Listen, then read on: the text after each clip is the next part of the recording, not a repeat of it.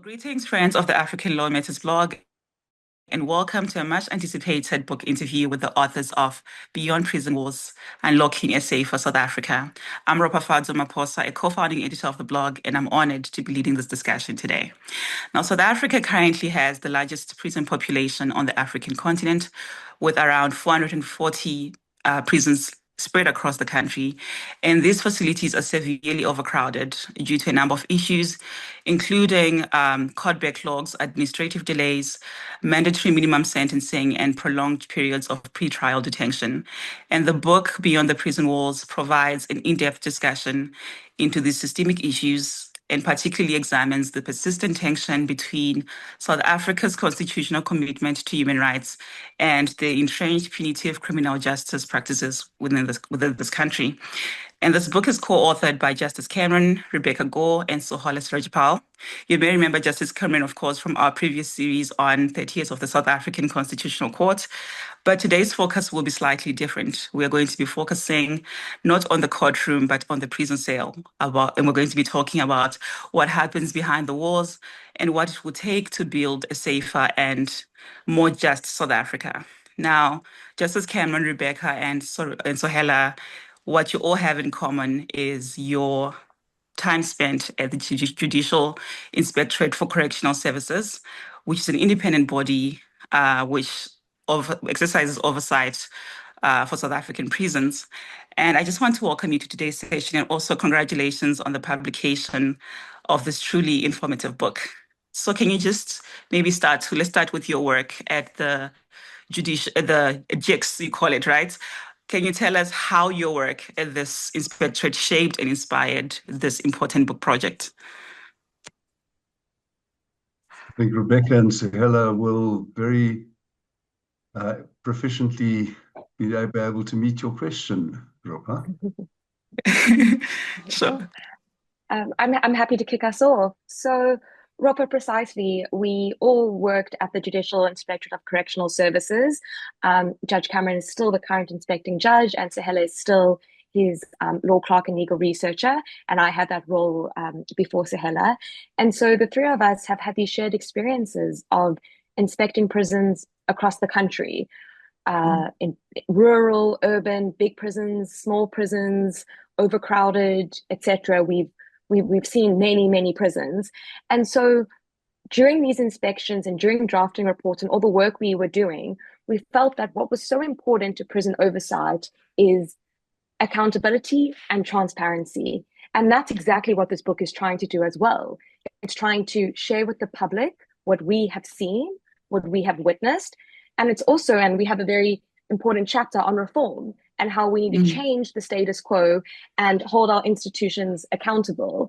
And so what I would like to also mention is, you've mentioned how the blog had done some work on 30 years of democracy in South Africa.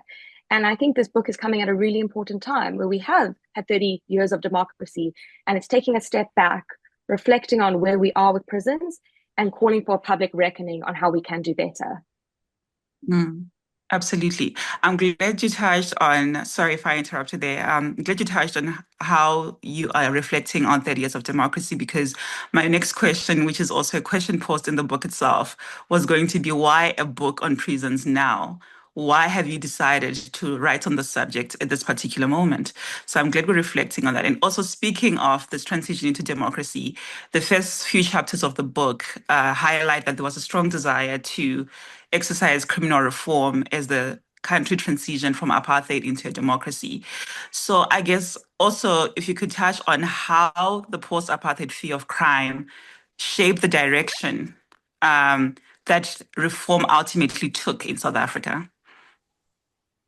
Maybe Sohela, you can take that. Oh, yeah. Yes. It's a great question because we spent a lot of time in the book tracing the history of prisons in South Africa. And we wanted to make the point that, well, first, prisons aren't inevitable. They're not the only way to do justice. And in fact, for large parts of human history around the world and in Africa, the idea of locking large numbers of people up for very long periods of time as a form of punishment was completely alien.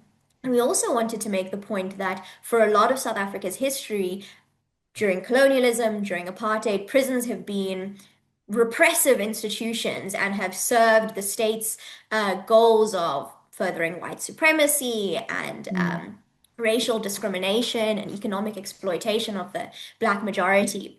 So that was all meant to change when we became a democracy. And in fact, JIX is one of the important democratic reforms that was created.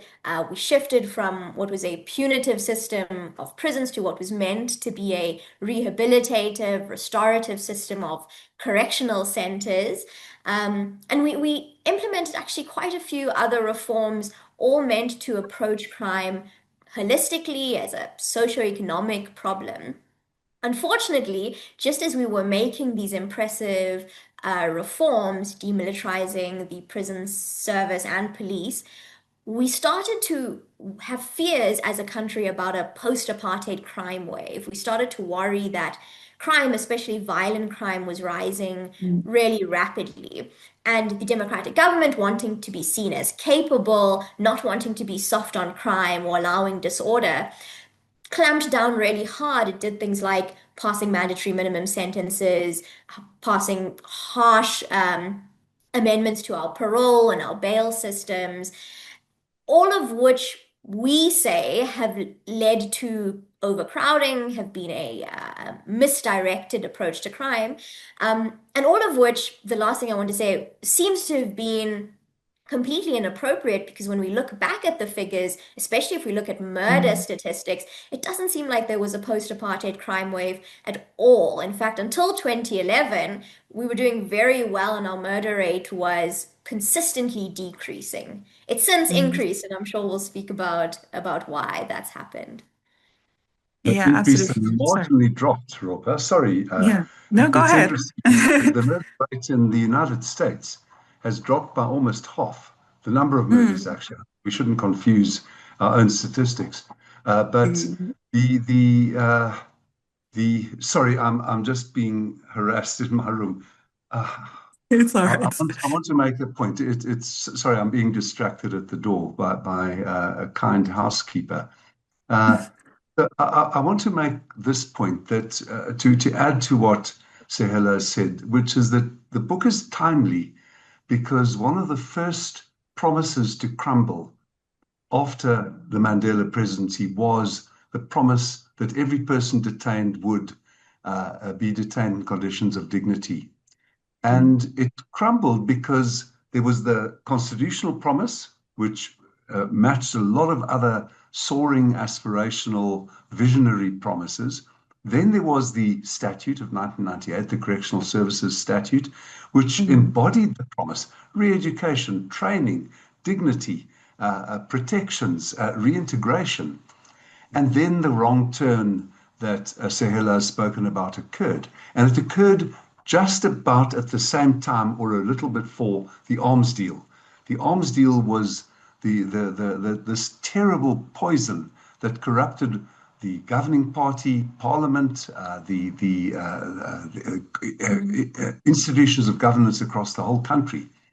So I think it's important. What we say in the book is it's not a bad news book. Look how terrible this is. We say these are the problems, but every single one of them is remediable. And I think that goes more broadly for our democratic dispensation. So I think for that reason, it's an important book, and it's timely after 30 years, as you kindly in your introduction indicated, Ropa.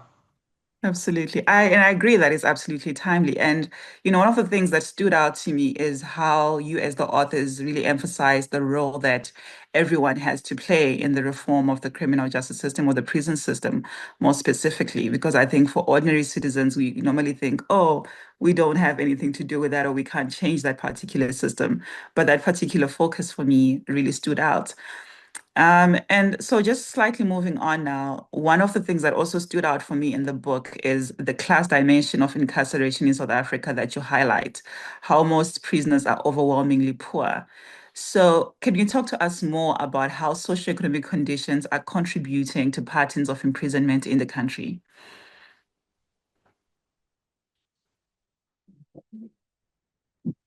I can start. Something that's, I think, interesting about prisons and criminal justice in South Africa is generally when we speak about reform, we look at the conversation happening in the US because they have such an unjust prison system and criminal justice system, and because there's been a lot of critique there. And the point US critics will make is that the prison system disproportionately incarcerates Black men, especially. In South Africa, you can't really see the disproportion in terms of race because it seems to broadly match our country's racial dynamics with slight differences. But you can absolutely see a class dimension and a class inequality and injustice because, as you say, most people in prison are poor. And there are many ways that those things speak to one another. Obviously, many people are in prison because of crimes of desperation, because they've lived lives of deprivation, because they've grown up in areas that have a rife gang culture, they don't have access to education, to employment. One way that we've been really focused on how poverty affects how long you spend in prison is the question of cash bail. We at Chicks, we track the number of people in prison at any given time who have been granted bail by a court. So courts decided they can safely be released while awaiting their trial.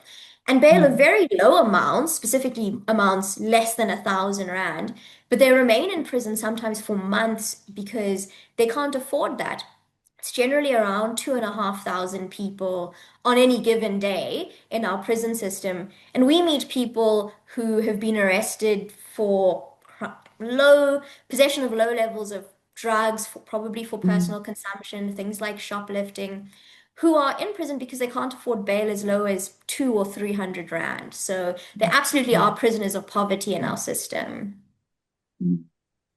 And if I can add to that, I think what we try to do in the book is look at the state of our prisons and look at various inmates from an intersectional perspective. Because going back to what I think has been the starting theme in this discussion is 30 years of democracy, understanding where we are, but understanding historically how prisons have shaped our society. So where during colonial and apartheid times, prisons played a fundamentally important role in incarcerating many poor Black people, and that's one of the most significant prisons for example, pass laws is where the Constitutional Court is currently built. So this idea of prisons being a place that is really the punitive hand of colonial and apartheid times, fast forwarding today and saying, fine, we're not in the apartheid era, we're not in the colonial era, but in our democratic era, what we're doing is incarcerating many people who are of color, who are Black and colored, but at the same time come from poor backgrounds. And as Sohela's pointed out, we also try point out reforms to try stop that from happening. And I also just wanted to add this idea of incarcerating people or people interacting with the criminal justice system by virtue of their socioeconomic status is a massive issue across Africa. And that's why there is this campaign to decriminalize various laws that punish people who are poor. And that can be for petty drug offenses, that could be for loitering, homelessness, etc. And so we really try to spotlight this important intersectional lens. Absolutely. Justice Cameron, you want to add? Thank you. I think you asked the question about class, and it's an important one because we see the formation of a new super elite. The middle class is now preponderantly, almost overwhelmingly Black, but wealth in the middle class, within the middle class, is still very much in white hands. But there's a super elite of Black people, and the fact is, you can see the misstep and the misplaced faith in prisons in class terms as well, because people like us, people who have smartphones, people who are mobile, people who make air journeys within or outside the country, we are the new elite. We are opinion formers, we are the parliamentarians, the administrators, the employed. And the false guile of prisons is that they're keeping us safe from crime, and they aren't. By no means. The things that keep us safe from crime are effective crime intelligence, which, as Sohela and Rebecca indicated, the Zuma presidency systematically destroying crime intelligence in 2011 with the appointment of a criminal, destroying the National Prosecuting Authority with the appointment of numerous shady people to important posts, destroying the police with incompetent or shady people or both being appointed. So over those 8 or 9 years, the class dimension was, give them longer. And of course, it has working class roots as well, the sense of talion. We have to get back at people. But the operative point is that the political elite has power to fix crime intelligence, has power to fix the police and the National Prosecuting Authority. But until now, we've lacked the leadership, lacked the political will to do all of that. And that has a class dimension. Very interesting. And, when you're talking about missteps as well, one of the things that are discussed in the book as a misstep or classified as a misstep is the mandatory minimum sentencing that we have in the country. Can you expand a bit on why this sentencing regime is so problematic and how it has affected our prison system? Any takers? Both. I'm sure that both my co-authors, by the way, who wrote the bulk of the book. We planned it together, we conceived it together, we worked on successive drafts.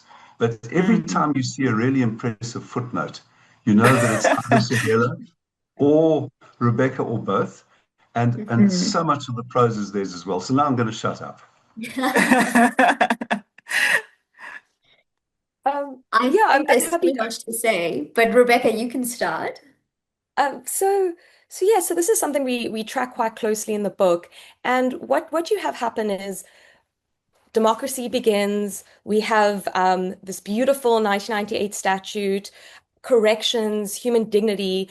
We're shifting from a culture of punishment to a culture of human rights and accountability that's feeding into our prison system. And then what you have, and we've already spoken about this alleged apartheid crime wave. And one of the various measures that the government took to try clamp down on what was seen as perceived increases of crime and fear, at least the fear of crime, was mandatory minimum sentences. And how this worked is in the late 90s, early 2000s, it was only meant to be a temporary measure. It was only meant to say, let's just temporarily have the sentencing regime while we try other avenues to deal with fears of crime and alleged rises in crime. But what happened is that temporary structure of our sentencing regime became permanent. And I remember researching this, I think it was back in 2015, when I was doing some research on HIV in prisons. And I came across this graph, which I don't know if it will come up on the screen now, but it's on page 70 of our book. And it really shows you how the prison population just shot up once mandatory minimum sentencing came to be. And so I just wanted to point out the history, but also the human impact of that regime. And so I will now turn over to Sohela and Judge Cameron, who will have a lot more to add, because this is really of perhaps maybe 3 or 4 key themes and key issues we pick up on. Our blunt and default harsh approach to sentencing is one of them. Yeah, and I think on the face of it, there seems to be an argument for minimum sentences. They bring about consistency in sentencing. They ensure fairness in that way. Sentences aren't left to the discretion and possibly prejudices of individual judges. But the thing is, we didn't just establish a standardized system of sentences. We also made sentences harsher and took away judges' discretion, allowed them to deviate from these new very harsh sentences only in exceptional circumstances. And I think the place where you see that most obviously and where it's had maybe the most disastrous results is in the case of life sentences. When we adopted mandatory minimum sentences, we expanded the list of offenses that automatically attract a life sentence. And so at the time that we adopted those sentences in the 1990s, we had about 440 people sentenced to life in our prison system. Now we have more than 18,000 people Wow. sentenced to life in our prison system. So it's a massive increase. And just as we adopted those minimum sentences, we also amended legislation so that people serving life sentences and people serving long sentences in general have to serve more of their sentence before they become eligible for parole. So people are going to prison for longer periods, and they can only get out of prison after having served more of that prison. And that has absolutely led to increased overcrowding in our prison system. Wow. And I'd like to take a dig at our minister. I'm sure that the ALM blog would appreciate that. And the minister knows that I differ from him on this. We have a new minister. We're very pleased to have a dedicated parliamentary committee for the first time on corrections. We have a very active chair of that committee, Ms. Anthea Komutso-Rambalabeng, and a new minister who is a serious person, who is a committed, energetic person, but he's too snoep.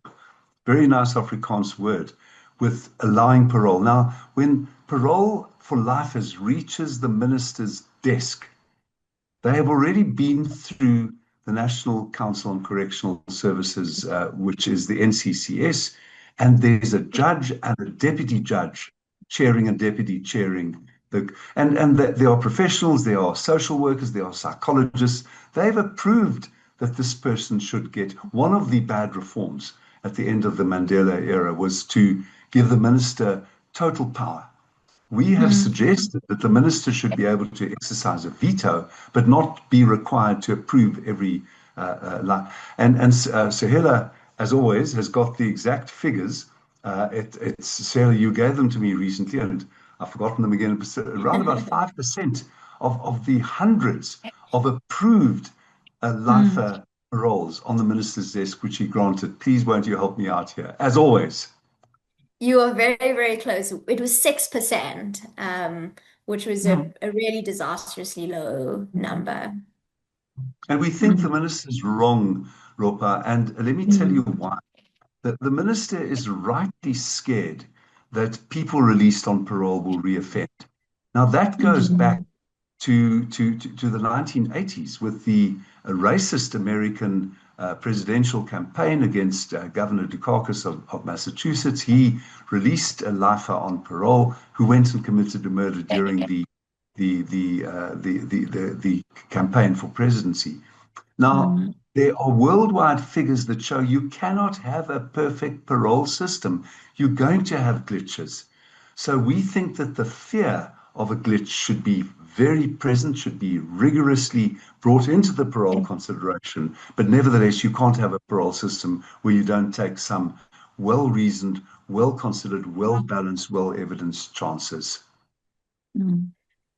And if I can quickly add to that, something just to tie this all together, is we make the point in the book, and this is based on a lot of evidence and research, that what matters is not the length of sentence. What matters is the certainty of getting caught, the certainty of accountability. And so one of the key principles when sentencing is public interest, not necessarily public opinion. And so what is in the public interest measures that work, measures that create this culture of accountability, measures that deter people from turning to crime. And so we can debate length of sentence, but what our book shows is that does not work. Because if it did, we wouldn't have what we currently have, which, as my co-authors have said, increasing numbers of people serving life, increasing numbers of people waiting for parole, but our crime rate is still rampant. And so we really think this is a major issue. Thank you so much. All of that, Robert. Sorry, we're not giving you the chances to guide our No, discussion. please. I'm enjoying this. Yeah, I just want to say that we are sentencing a decreasing number of rapists and murderers because crime intelligence, the police, and the NPA are broken. Shamila Batoy has been trying for the last 5 or 6 years to fix the NPA, and she's partially succeeded. But we need a root and branch intervention in crime intelligence, in the police, and in the NPA. And that, there's no quick fix, there's no magic bullet. We falsely believed in the lure, the mirage of harsher sentences. It was a terrible mistake. And it's counterproductive because it deflects our attention from what the people with political power really ought to be doing, which is reforms starting at crime intelligence and going upwards. And I can, one last thing to say, which is Sure. to add some figures to what Justice Cameron has just said. We did some rough maths. None of us are statisticians, but we looked at the number of murders that SAPS recorded over a year. It was the 2023-2024 year. And that was about 27,000 murders. And then we looked at the NPA's figures over that same period. How many murder convictions did they achieve? And it was only 3,000. So it's about 90% of murders go unpunished. Most people who commit really horrible crimes aren't punished at all. And the few people who we do punish, we try to make an example of by giving them disproportionately, unjustly long sentences.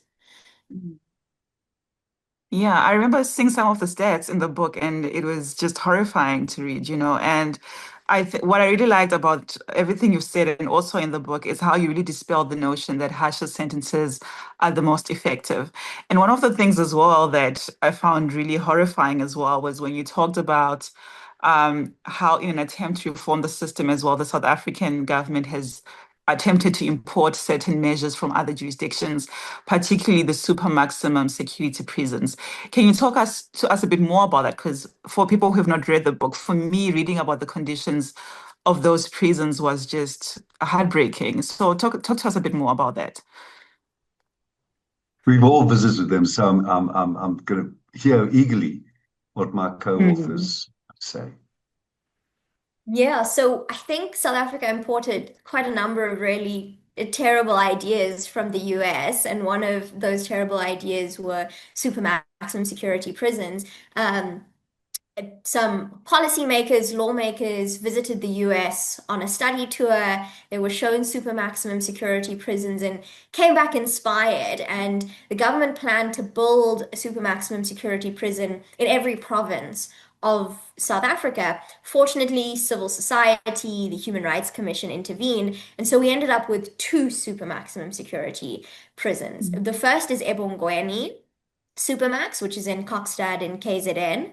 And the second is Pretoria CMax, which used to be death row during apartheid and was converted into CMax, which are quite ominous and appropriate.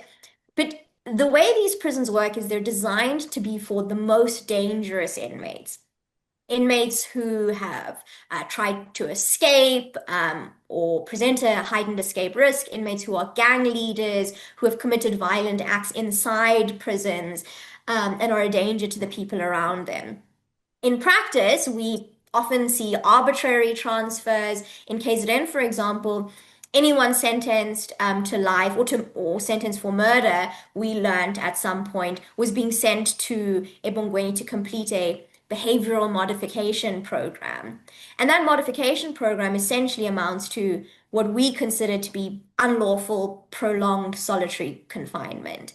At least for the first period or first phase of that program, inmates spend 23 hours a day alone in a single cell.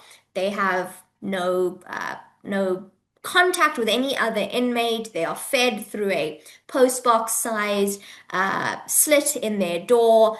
They get that 1 hour outside to exercise alone in a cage. They shower in cages. And there's essentially no meaningful human contact, very little access to books, no television, no radio. We think that's cruel, it's degrading, it's inhuman treatment. And we think it's unlawful, it's inconsistent with our laws, and it's reminiscent of abusive practices from our country's history. And we've tried very hard to intervene, to change those conditions. We understand the need for very secure facilities, but we think there are ways you can prevent secure detention from being solitary confinement and being unjust. And maybe Rebecca will tell you some of those. Sorry, can I just ask that we just, with the answers, if you can just keep them brief, because I think we have like 4 minutes or so. So if we just keep it brief for this session and then continue when we log back in. Sure, sure. Right. So I was just going to quickly add the human side of what we saw and what we experienced going into these centers. So take, for Mm. example, Ebongweni, you arrive there, you go in, and it's a well-run center. It doesn't have the same chip paint, it doesn't have the same smell of dacha, it doesn't have the same energy. It's extremely clinical and actually extremely haunting in that regard. And as you walk through, as Sohela outlined, there's just these single cells with a small post box. And that's Mm. the only way inmates are interacting with the real world. And for all those reasons outlined, JIX has found that this constitutes solitary confinement, which for us in South Africa is against our Correctional Services Act, against our Constitution, against all of Mm. our laws as they are. And so when it comes to solitary confinement, it shows us such an interesting disjunct between how our prisons are run and functioning and how policies come to be and what's actually on the law books. And I wanted to just, if I may briefly mention, when we would go to Ebongweni, Kgosi Mampuro, and even Mangaung, and you see these correctional officials, they were quite relieved that we're there. And they explain how tough it is to work in these conditions. I recall one Mm. correctional official in Ebongweni explained how one inmate had some medical issue and he went out of his way, his wife's a nurse, to try help this inmate. And so there's this deep sense of isolation. There's solitary confinement being practiced under the guise of a behavior modification program that we yet to see Mm. have any evidential background. And the last point I wanted to mention is because of how these centers work, they're not necessarily meant to be, you're not meant to be referred there based on your type of crime. You're meant to be referred there based on your conduct in prison. So if you've Mm. tried to escape, as Sohela mentioned, if there's a gang issue, and if you've stabbed a correctional official. But when we went into these centers, we would interview inmates who had not done such acts. And so what you Mm. have, and it could be a result of overcrowding, is some people are in centers that are created and designed in ways that are against our constitution, but also shouldn't be there in the first place. And at Mm. JIX, we've done so much work to spotlight this and share it. And I'm pleased that in the book we got an opportunity to paint a very visceral picture for the public. Mm.